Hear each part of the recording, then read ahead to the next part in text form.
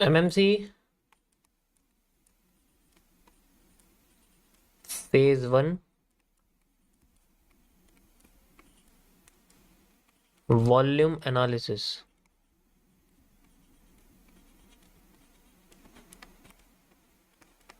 देखो पहले तो ये समझो, मैं आज तुम्हें सप्लाई डिमांड को रिवाइज करा रहा हूँ और कुछ की पॉइंट्स भी बताऊंगा जिससे आपके बहुत सारे जो डाउट्स हैं वो क्लियर हो जाएंगे यहाँ पर। ठीक है, तो जैसे पहले तो समझो जो वॉल्यूम होता है वो दो तरीके का होता है। ठीक है, वॉल्यूम है वो दो तरीके का होता है। यही टॉपिक आपको, सेम टॉपिक आपको ऐप पे ही मिलेगा, जो मैं कल अपलोड होगा ना उसमें यही सेम मिलेगा आपको, तो रिवाइज हो जाएगा दोबारा दोबारा जो भी समझा रहा हूँ। हमारे पास इतना टाइम नहीं होता कि मैं तुम्हें पूरा बताऊं, तो आप समझ सकते हो। तो वॉल्यूम जनरली हमारे पास जो होते हैं दो तरीके के होते हैं, मैंने आपको बताए भी हैं। ठीक है, एक वो है जो दुनिया मानती है, यानी कि हम बोलते हैं उसको ट्रेडिंग वॉल्यूम। ये अलग तरीके का होता है, इससे हमें कोई मतलब नहीं है, ये किसी काम नहीं आता। अगर मैं अपनी बात करूं, मेरे तो किसी काम नहीं आता। एक होता है होल्डिंग वॉल्यूम, ये ही काम आता है बस। ये भी नहीं कि इसका थोड़ा सा हिस्सा काम आता है, नहीं नहीं नहीं नहीं नहीं नहीं नहीं, ये पूरा काम आता है, सारा खेल ही इसी का है। ट्रेडिंग वॉल्यूम वो होता है जो मार्केट में सेम टाइम में ऊपर नीचे ऊपर नीचे ऊपर नीचे मार्केट होती रहती है, होती रहती है, होती रहती है, होती रहती है। ठीक है, इससे कैंडल के साइज से कोई फर्क नहीं पड़ता। ट्रेडिंग वॉल्यूम का मतलब होता है कि जैसे मान के चलो अभी एक कैंडल बनी है ये वाली। ठीक है, ये एक कैंडल बनी हुई है। ओके, इसके बाद नेक्स्ट कैंडल बनती है, मैं तुम्हें पहले चार्ट पे बता रहा हूँ। अब नेक्स्ट कैंडल, मान लो यहां से लेके यहां तक का जो प्राइस है, यहाँ है 100 और यहाँ है 200, मान लो एग्जांपल के लिए। देखिए ये पॉइंट का डिफरेंस है। तो मार्केट पहले 100 पॉइंट ऊपर जाती है, फिर 100 पॉइंट नीचे जाती है। ठीक है, यहाँ पर आपके सामने जीरो है, जैसे मैं बोलूँ 100 पॉइंट ऊपर जाती है, 100 पॉइंट नीचे जाती है, फिर यहीं आ जाती है। कैंडल की बॉडी क्या है, जीरो। लेकिन इसका ट्रेडिंग वॉल्यूम कितना हो गया, 100 ऊपर गई 100 नीचे गई, तो ट्रेडिंग वॉल्यूम हो गया यहाँ पर 200 पॉइंट का। This is called the trading volume. अब जितना हम इसमें लॉट लेते हैं वो उससे मल्टीप्लाई करके पैसे में आ जाता है, रुपए में आ जाता है, डॉलर में आ जाता है। ठीक है, अब जैसे मान लो मैंने स्टैंडर्ड लॉट लिया है, एक लॉट लिया है किसी भी करेंसी में, जैसे मान लो फॉरेक्स के ब्रोकर्स के अंदर एक लॉट लिया हुआ है मैंने। तो अगर मार्केट 200 पॉइंट हिलेगी तो इसका मतलब है $200 हिल गई।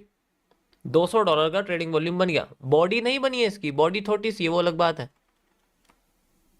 इसी तरीके से मान लो एक और कैंडल यहाँ पर बनती है और उसके बाद ये 100 पॉइंट ऊपर जाती है और फिर से 100 पॉइंट नीचे जाती है, लेकिन ये दोबारा से 50 पॉइंट ऊपर जाती है और फिर क्लोज कर देती है। अब यहाँ पर इसकी थोड़ी सी बॉडी बन गई। अब इन दोनों में पावरफुल कौन लग रही है, पावरफुल ये लग रही है, पावरफुल ये लग रही है। ठीक है, लेकिन अब ये इसका ट्रेडिंग वॉल्यूम इससे ज्यादा है, इसमें 50 है तो 250 का ट्रेडिंग वॉल्यूम हो चुका है, यानी कि वॉल्यूम इतना हो चुका है। ये किसी काम का नहीं है, ये बस मार्केट में हमें ये बताता है कि भाई इस जगह पर ज्यादातर लोगों ने बाय सेल करी है। डिपेंड करता है कितने लोग इस जगह पर लेकर बैठे हैं। तो ये जो हिस्सा है ये ट्रस्ट पैदा करता है कि हाँ भाई मार्केट में 50 पॉइंट लोग लेके बैठे हैं, इसका मतलब ट्रेंड बाय साइड में जा सकता है, क्योंकि लोगों की होल्डिंग्स जो है वो बाय साइड में ज्यादा है। अब इसके अंदर 200 पॉइंट का ट्रेडिंग वॉल्यूम है, इसके अंदर 250 पॉइंट का ट्रेडिंग वॉल्यूम है। यहाँ 50 पॉइंट की वजह से ट्रेंड नहीं बनने वाला, नहीं। यहाँ ट्रेंड उसकी वजह से बनता है जिसमें बॉडी नजर आती है। और ये जो 50 पॉइंट होता है, ये जो 50 पॉइंट एक्स्ट्रा निकला है, इसी को हम लोग बोलते हैं होल्डिंग वॉल्यूम, जो लोगों ने होल्ड कर रखा है। The body of the candle is known as the holding volume. ये 50 पॉइंट ही हमारे लिए मैटर करते हैं, इसी को हम मेजर करते हैं, क्योंकि ट्रस्ट इससे पैदा होगा।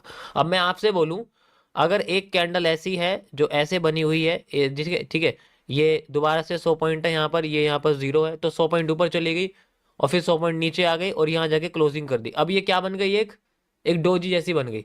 लेकिन अगर एक कैंडल है जो ऊपर जाती है और ऊपर जाके फिर अपने आप को क्लोज कर देती है, ये मारू बोजू बन गई। लेकिन इसके पास जो ट्रेडिंग वॉल्यूम सिर्फ 100 पॉइंट का, इसके पास ट्रेडिंग वॉल्यूम 200 पॉइंट का, क्योंकि ये ऊपर भी गई थी नीचे भी गई थी, 100 पॉइंट ट्रेवल करके 200 पॉइंट का यहाँ पर मार्केट ने अपना वॉल्यूम बना दिया। किस पे ट्रस्ट करोगे, कम पॉइंट वाले पे जिसकी बॉडी ज्यादा है, ज्यादा पॉइंट वाले में जिसकी बॉडी ही नहीं है?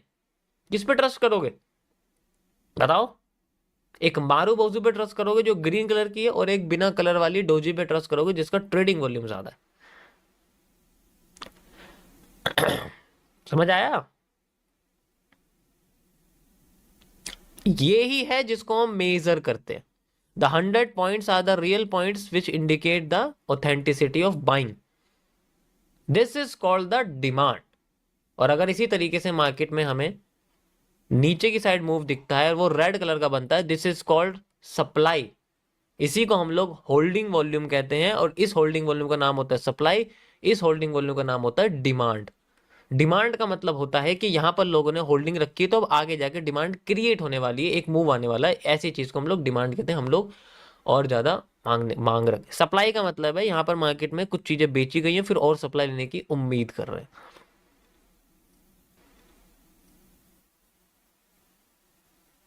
समझ आया?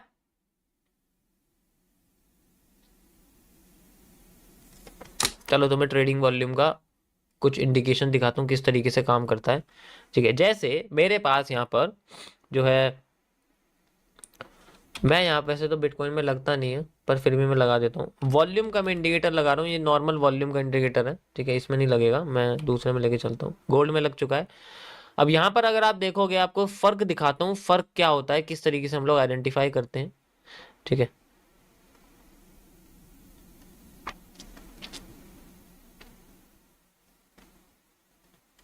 अब ये देखो, यहां पर इसकी बॉडी सिर्फ इतनी सी है और यहां पर इसकी बॉडी इतनी बड़ी है। इसकी इतनी सी बॉडी का जो नीचे वॉल्यूम है, या जो ग्रीन आपको दिख रहा है हिस्सा, यहाँ पर कितना ज्यादा वॉल्यूम है। दिस इज ट्रेडिंग वॉल्यूम, यानी कि इस जगह पे मार्केट ने ज्यादा बाय करी है, फिर सेल कर दी, फिर बाय कर दी, फिर सेल कर दी, फिर एंड में थोड़ा सा वॉल्यूम होल्डिंग का छोड़ दिया कि हाँ भाई थोड़ी सी क्वांटिटी छोड़ देते हैं। यहां पर मार्केट में ट्रेडिंग वॉल्यूम में उतना जितना मूवमेंट है, बस एक बार मार्केट ने ओपन करी नई कैंडल, ऊपर जाके क्लोज कर दी, कोई ज्यादा मूवमेंट नहीं दी, इसलिए इसका ट्रेडिंग वॉल्यूम नीचे देखो छोटा है, जबकि इसकी बॉडी बड़ी है। तो दिस इंडिकेट द बाइंग। ऐसे रियलिटी पता लगती है हर ट्रेंड की। ट्रेडिंग वॉल्यूम ज्यादा होने से ट्रेंड नहीं आता कभी भी, होल्डिंग वॉल्यूम ज्यादा होने से फर्क पड़ता है। ये तो बस एक इंडिकेट करती है कि हाँ भाई इस जगह पे ज्यादा बाय सेलिंग हुई है, बस। तो ये आपको एक नॉर्मल ट्रेडिंग वॉल्यूम निकाल के दे देगी कि अगर 4 पॉइंट की हुई है, तो मान लो 20 पॉइंट की हुई है, तो 20 पॉइंट को प्राइस से मल्टीप्लाई कर देते हैं, उतना वॉल्यूम है निकल के आ जाता है। ये इस तरीके से कैलकुलेट करता है। समझ आया? This is how market creates trading volume. अब ये यहाँ पर जो आपको दिखा रहा है, ये 20 पॉइंट दिखाएगा। देखो अभी मैंने मेजर करा, ये देखो यहाँ पर आप देखोगे, यहाँ पर ये जो हिस्सा आपको दिख रहा है ना, यहाँ पर देखना, 20 पॉइंट दिखाएगा, दिखा ऊपर वॉल्यूम 20 पॉइंट। इसका मतलब क्या है कि 20 पॉइंट का यहाँ पर ट्रेडिंग वॉल्यूम है। अब अगर मैं इधर आ जाऊं, तो यहाँ देखो, यहाँ 81 पॉइंट का ट्रेडिंग वॉल्यूम है, बढ़ गया ना। तो यहाँ पॉइंट्स फ्लोट होते रहते हैं, जिसकी वजह से मार्केट में वॉल्यूम बढ़ता है, वो भी ट्रेडिंग का। लेकिन इससे कोई फर्क नहीं पड़ता ट्रेंड में।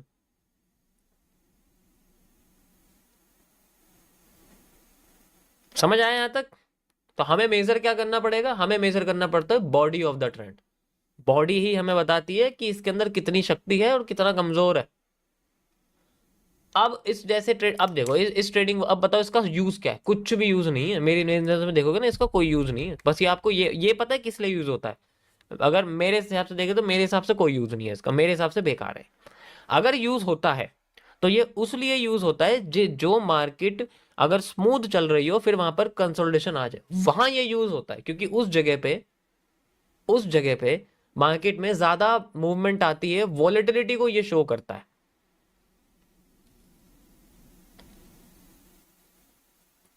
समझ गए? ओके, चलो अब नेक्स्ट करते हैं हम लोग आगे की चीज कि कैसे मेजर करा जाता है इसके बेसिस पे। तो जब हमें पता है कि हमारे पास होल्डिंग वॉल्यूम है, तो ट्रेडिंग वॉल्यूम का कोई यूज नहीं है, इसका कोई यूज नहीं है। देखो, होल्डिंग वॉल्यूम हमेशा ट्रेडिंग वॉल्यूम से छोटा रहता है, लेकिन ट्रेडिंग वॉल्यूम होल्डिंग वॉल्यूम से हमेशा या तो इक्वल रहता है या ज्यादा रहता है, वो कभी कम नहीं हो सकता। तो ट्रेडिंग वॉल्यूम बढ़ सकता है, ट्रेडिंग वॉल्यूम इक्वल हो सकता है, लेकिन ट्रेडिंग वॉल्यूम कभी कम नहीं हो सकता। होल्डिंग वॉल्यूम भी हमेशा ट्रेडिंग वॉल्यूम के बराबर रह सकता है, होल्डिंग वॉल्यूम कभी भी ट्रेडिंग वॉल्यूम से कम नहीं हो सकता और ज्यादा भी नहीं हो सकता। वो सेम रह सकता है अगर हो सकता है तो, वरना नहीं। चलो अब बात करते हैं इस होल्डिंग वॉल्यूम के बेसिस पे मैंने सप्लाई डिमांड को किस तरीके से यहां से मेजर किया था। तो यहां मैं सबसे पहले आपको डिमांड मेजरिंग दिखाने वाला हूं विद ए लाइन जिसका नाम मैंने रखा हुआ है QFL, the quantity following line, this line will represent the demand या सप्लाई। हम लोग ऐसी चीज यहाँ यूज करते हैं, तो हम बोलते हैं quantity following line. Got it? किस तरीके से काम करते? अब अगर मार्केट में हमें मूवमेंट दिखती है डाउन की, और फिर बाद में अप की, फिर डाउन की, फिर अप की, फिर डाउन की, फिर अप की, फिर डाउन की, अब यहाँ से मार्केट हमें डिमांड क्रिएट करने वाली है, लेकिन हमें नहीं पता कि यहाँ से करेगी, यहाँ से करेगी। तो हमारे पास यहाँ से लेके यहाँ तक की सप्लाई है, ठीक है, हम लोग ये सप्लाई उठाते हैं और इसको यहाँ लगा देते हैं। अब इसका 50-40% तो यूज़ करते हैं, वो अलग बात है। अगर मैंने बोला 100%, यहाँ तक सप्लाई यहाँ तक आ जानी चाहिए पिछले वाले की, हम यहाँ पर जो मेजरिंग है वो बॉडी से करते हैं और बॉडी तक खत्म कर देते हैं। और फिर मार्केट अगर मैं रेस्पेक्ट करती है इस जगह पे आके, तो यहाँ आके वो वही पैटर्न बनाना चाहिए जहाँ वो यहाँ बनाई थी या यहाँ बनाई थी। रिसेंट के जो पैटर्न्स होते हैं वो कॉपी होने चाहिए, और फिर बाद में हम डिमांड यूज करते हैं, यहाँ से यहाँ तक की कॉपी करते हैं और फिर बाद में यहाँ से लेके यहाँ तक लगा देते हैं। Then we have a demand, और फिर हमें मिलता है रिवर्सल एरिया। अभी लाइव में जो आप देख रहे हो वो यही हो रहा है, लाइव में जो आप देख रहे हो बिटकॉइन में वो यही हो रहा है। बार बार मैं आपको यही तो लगा के दिखा रहा हूँ, और क्या कर रहा हूँ, पिछली डिमांड की बॉडी उठाता हूँ, आगे डिमांड में लगाता हूँ, बस यहाँ रिपीटेशन ऑफ कैंडल्स होना चाहिए और कुछ नहीं चाहिए। अब देखो यहाँ दोबारा से bullish engulfing I, you can easily C like this bullish engulfing, ठीक है, you can easily C bullish engulfing, bullish engulfing, bullish engulfing, मतलब एज ए वैसा वाला कॉन्सेप्ट। तो रिपीटेशन ऑफ कैंडल्स है जब मार्केट में सप्लाई। अब मेजर कैसे करते हैं, जैसे मैं कहीं भी लेके चला जाऊं इसको, जैसे मैं यहाँ पर लेके चला जाऊं इस जगह पर, ठीक है, तो मुझे नहीं पता मार्केट कितना जाएगी ऊपर, ठीक है। तो अगर मान लो मेरे पास रिसेंट सप्लाई और मार्केट सिर्फ यहाँ तक बनी हुई है, ये मानो कि यहाँ से आगे मार्केट बनी ही नहीं है, इसको भूल जाओ, इसको आगे से भूल जाओ कि मार्केट यहाँ से आगे बनी ही नहीं है, तो मैं क्या करूंगा, इसको हटाता हूं मैं, ठीक है।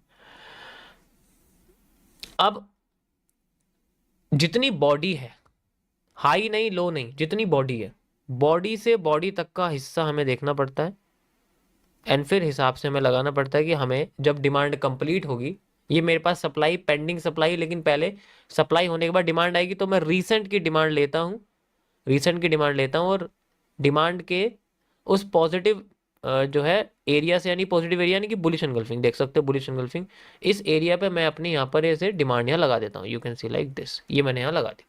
फिर मार्केट अपने आप को लेके जाती है यहाँ पर एक मूवमेंट देती है, you can see like this, ठीक है, यहाँ पर मूव देती है अपना पिछले वाली सप्लाई के बराबर, ज़्यादा लंबा मूव नहीं देती, फिर ऊपर जाती है, फिर नीचे आने के बाद मूव दे देती है।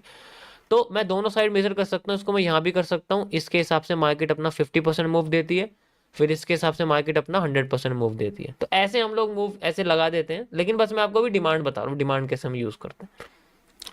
तो हमें सिर्फ बॉडी देखनी पड़ती है, और बहुत सारी चीज़ें हैं कि डिमांड को एक्यूरेट कैसे ड्रॉ करना है, और फिर किस डिमांड को लेना है, ये सारा खेल इसके अंदर सरदर्दी करता है, क्योंकि हमें नहीं पता होता कि बेसिकली कौन सी डिमांड उठानी है। यही तो समस्या है। समस्या किस चीज़ की है? समस्या बस इस चीज़ की है कि ये जो हिस्सा मेजर कर रहे हैं, क्या ये ही करना है या ये करना है या ये करना है या ये करना है, ये करना है या पूरा करना है, ये कंफ्यूजन है। कि अगर मैं भी आपके सामने बोल दूं, मैं तो इजीली कर पा रहा हूं, लेकिन अगर मैं किसी से बोल दूं तो वो खुद कंफ्यूज हो जाएगी, भाई मैं कौन सी लूं यार, ये वाली लूं, ये भी मैच कर रही है, ये वाली लूं, ये भी मैच कर रही है, ये वाली लूं, कौन सी लेनी पड़ेगी। यही तो खेल है सारे चीज का, इसी चीज में तो मजा है इसमें करने में। समझ आया? यही सारी की सारी इसके अंदर दिमाग यूज होता है यहाँ पर, ठीक है। क्योंकि अगर किसी को समझ में नहीं आया तो वो यही बोलेगा कि ये बंदा तुक्के से लगा रहा है, जबकि इसमें महीनों लग जाते हैं इसे समझने में कि ग्राफ का मूवमेंट कैसे हो रहा है। पहले आपको अपने डिमांड में ग्राफ के पैटर्न को अच्छे से डिवाइड एंड रूल करना पड़ेगा, हिस्सों में बांटना पड़ेगा, और जो डिमांड मैच कर रही है फिर वो दोबारा किसी और से मैच नहीं कर रही है, फिर हमें दूसरी डिमांड देखनी पड़ेगी अगली डिमांड को बनाने के लिए। समझ आया? अब तुम खुद देखो, क्या ये डिमांड इससे मैच कर रही है? बिल्कुल नहीं कर रही। ये डिमांड ऐसे जा रही है, ये डिमांड ऐसे जा रही है, बहुत फर्क है दोनों में। ये किससे मैच कर रही है?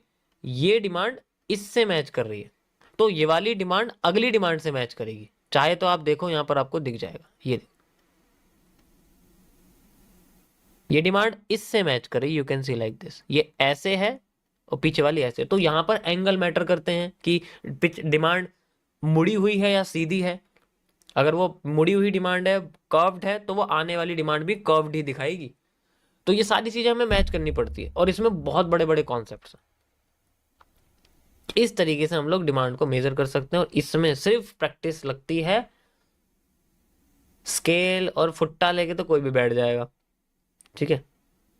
2 दिन काम करेगी, 1 हफ्ता काम करेगी, अगले हफ्ते से 2-3 हफ्तों से 2-3 दिनों से 4-5 दिनों से ऐसा लगेगा कि यार कुछ भी मैच नहीं कर रहा है। हमेशा या तो वॉल्यूम बर्स्ट हो जाएगा या उससे पहले रिकॉर्ड करके चली जाएगी या कभी कैंडल ही नहीं बनाएगी, ठीक। तो सारा खेल यहाँ ऑब्जर्वेशन का है और कुछ नहीं।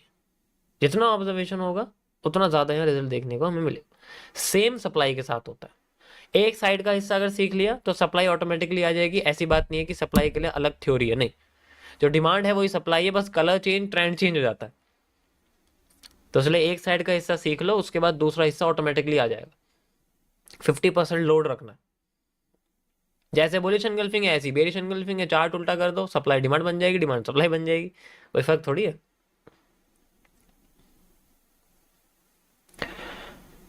तो इसमें बहुत सारी चीजें मैटर करती हैं जब भी हमें एक्यूरेट डिमांड सप्लाई देखने को मिलेगी। अभी मैंने यहाँ पर आपको कुछ डिमांड सप्लाई दिखाई, कैसे दिखाई। अभी मैंने ये वाली मेजर करी, ठीक है, यहाँ लगाने के लिए मैंने ये मेजर नहीं करी। यहाँ पर क्यों नहीं करी, इसका क्या रीजन है, मैंने करी क्यों नहीं है भाई? कुछ तो रीजन होगा ना इसका। इसी को तो सीखने में टाइम लगता है बस भाई, इसी को तो सीखने में टाइम लगता है। बाकी और इसमें और कुछ है नहीं इतना इंपॉर्टेंट। अब कौन सी उठानी है उसके लिए आपको इसका एंगल समझना पड़ेगा। इसको इसीलिए मैंने मेजर करा था क्योंकि आप इसकी 3 कैंडल्स देख सकते हो जो इस 3 कैंडल्स के साथ मैच कर रही है।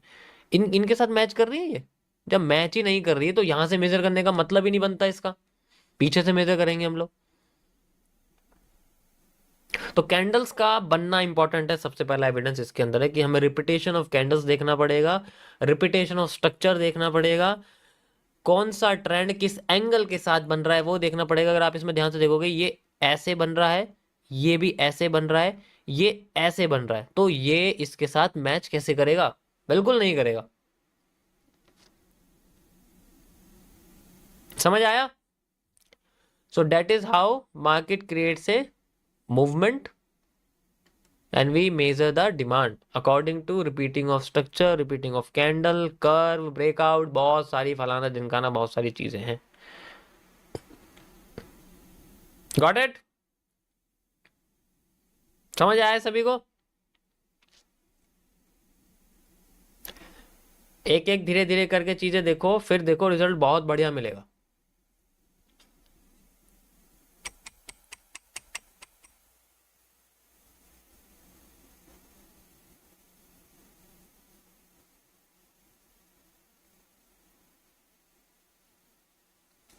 सो ये था गाइस आपका आज का रिवीजन टॉपिक। बाकी तो डिपेंड है अपने हिसाब से,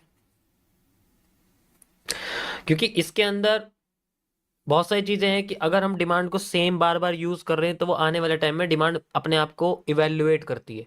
या तो वो स्ट्रक्चर कॉन्ट्रैक्ट होगा तो डिमांड और सप्लाई दोनों धीरे धीरे करके कम हो जाएंगी, तो अगली बार हम सेम डिमांड यूज नहीं कर सकते। फिर हमारा हिस्सा हमारे सप्लाई या डिमांड से पहले ही रिवर्स करने लग जाएगा, पहले रिवर्स और छोटा हो जाएगा। तो ऐसी चीजें भी ध्यान में रखनी पड़ती है। कभी कभी ये होता है मार्केट में वॉल्यूम कॉन्ट्रैक्शन की जगह एक्सपेंशन होता है, मार्केट खुलने लग जाती है, और जब खुलती है तो सप्लाई और डिमांड एक्स्ट्रा आती है। हमें लगता है वॉल्यूम बर्स्ट हो रहा है, ऊपर भी हो रहा है नीचे भी हो रहा है, एक्स्ट्रा डिमांड आ रही है, एक्स्ट्रा सप्लाई आ रही है। जैसे यहाँ पर हो रहा है, यहाँ पर मार्केट में एक्स्ट्रा सप्लाई आ रही है।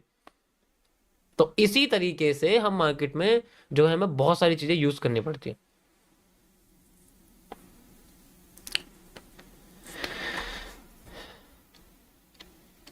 तो ये था आज का टॉपिक गाइस आपका छोटा सा। बाकी सारा फोकस आपका जो है होल्डिंग वॉल्यूम पे ही होना चाहिए, ये सबसे इंपॉर्टेंट है। ट्रेडिंग वॉल्यूम की कोई जरूरत नहीं है।